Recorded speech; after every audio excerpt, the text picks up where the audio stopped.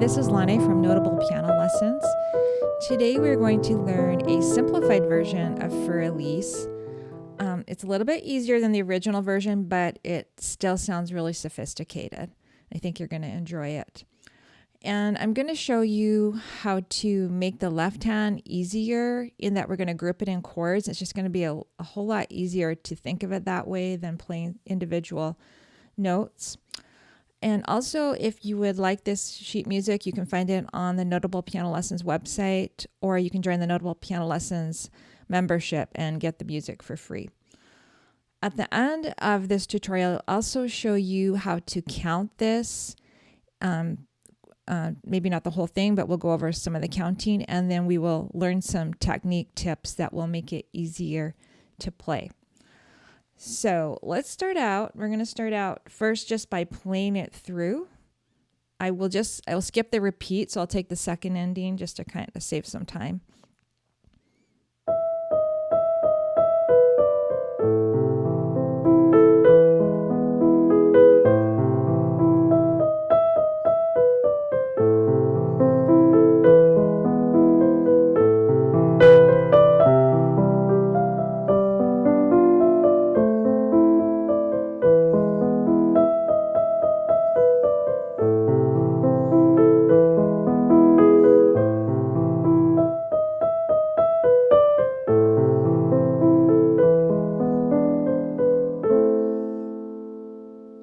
Super pretty, just a simple little sample of Fur Elise. So we're going to go over our right hand notes, and on the music I've included all the fingering and the note names on the first part so that you can, if you're having trouble reading those notes, you can get help with that. So we're just going to start with E, and we're going to play our ring finger on D sharp. So it's just E, D sharp, E, D sharp, E, B, then we're going to go to D natural, D, C, A, rest.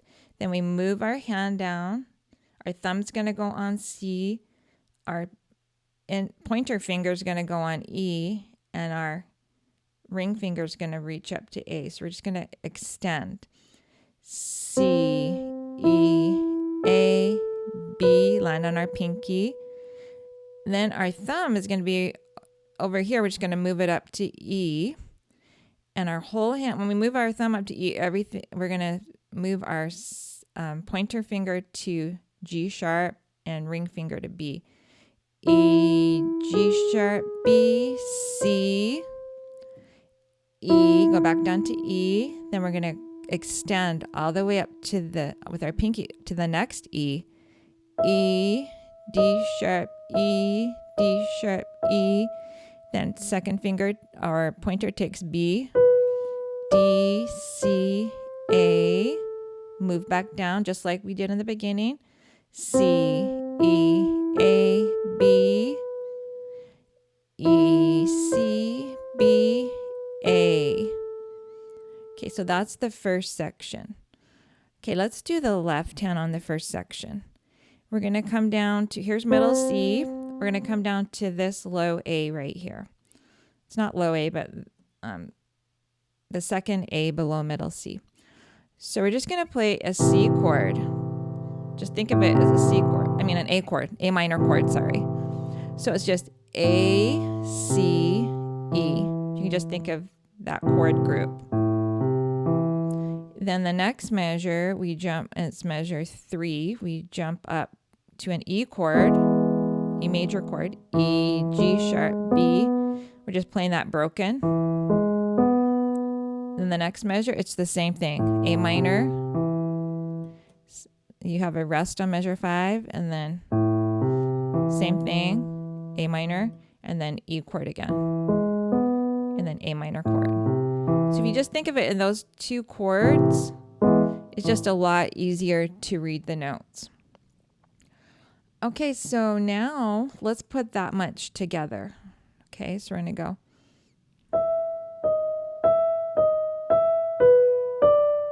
Okay, now we're going to put our two A's together. And then we're just going to play our A minor chord, move down. Now we're going to put our B and our E chord, the A minor, and the C chord.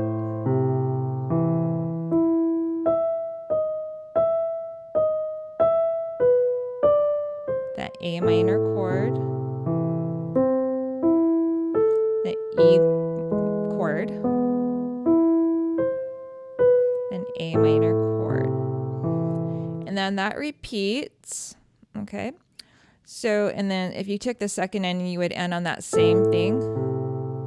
Okay, on the second section, we start with our pointer on B, and middle finger is going to be on C, ring finger on D. And we're just moving up the scale. B, C, D, E. Our thumb's going to move down a little bit to G, G, and then we're going to reach up to F. F, E, D. Our thumb moves down to F. Let your whole hand kind of follow. F, and then reach up to E. E, D, C. Reach down to E. E, D, C, B, rest. E is just like the beginning now.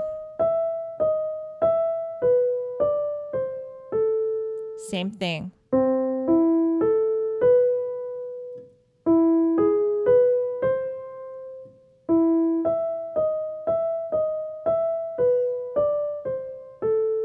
Rest. At the end, instead of playing E, you're going to go down to D. Kind of gives it that final ending sound, which is written in the original composition. Okay, let's play the left hand on section 2.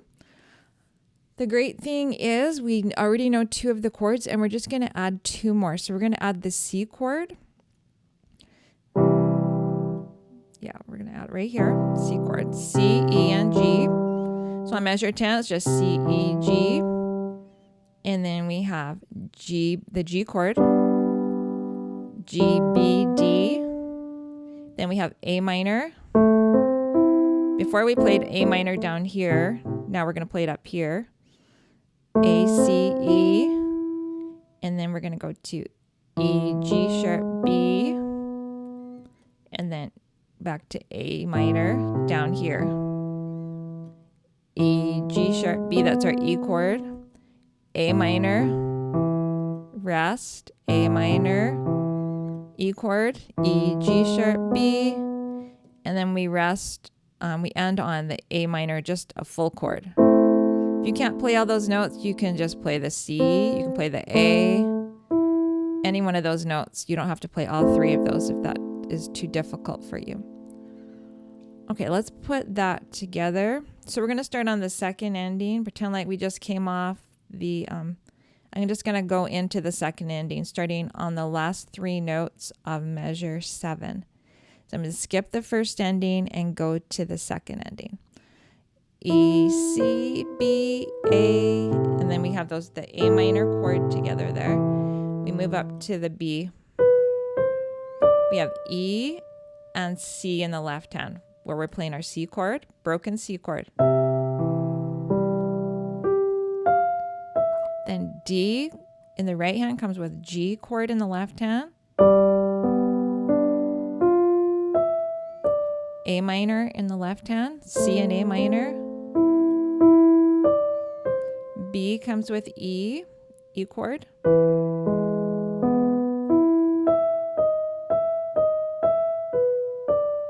A comes with the A minor chord,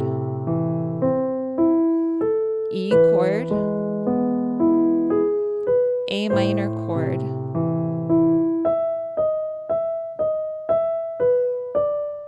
A minor chord in the left hand, E chord, D, C, B, and then. Okay, so let's go over the counting from the very beginning. To really understand this technique that I've just taught you about shifting weight, you need to learn the drop noodle technique, which is in module 1 of notablepianolessons.com. So check that out. I hope this tutorial was informative and helps you learn this beloved song by Beethoven. It's truly a favorite by so many.